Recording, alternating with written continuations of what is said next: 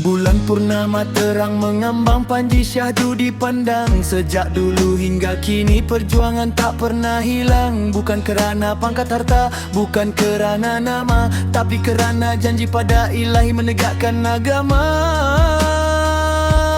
Lautan fitnah datang menguji, badai tomah cuba mematikan api, tapi kaki tetap melangkah, tak undur ke belakang, kerana yakin janji Tuhan, kebenaran kan menang. Pas tetap di hati, terus istiqomah, walau diuji bertubi takkan kami rebah. Demi Islam yang suci, demi umat sejahtera, langkah ini sampai mati kerana Allah jua. Pas tetap di hati, terus istiqomah, dari kampung ke kota, suaranya takkan padam. Bersama ulama memimpin, bersama rakyat berjuang, membangun bersama Islam, rahmat untuk semua. Turun naik dunia politik, ada dalam perjuangan, kadang menang kadang jatuh, itu tarbiyah dari Tuhan. Yang penting niat tak lari, kiblat tak berubah, bukan kuasa jadi matlamat, tapi reda Allah.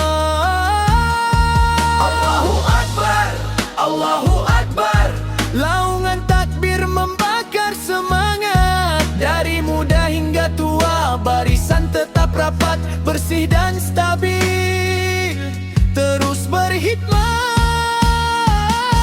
Pas tetap di hati, terus istiqomah, walau diuji bertubi takkan kami rebah. Demi Islam yang suci, demi umat sejahtera, langkah ini sampai mati kerana Allah jua.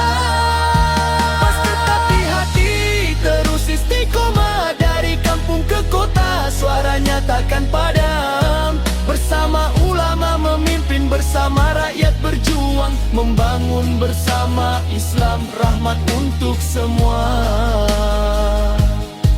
Istiqomah, istiqomah, sampai syurga jadi matlamat utama.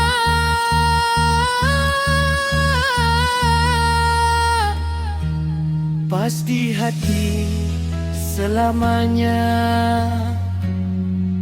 takbir.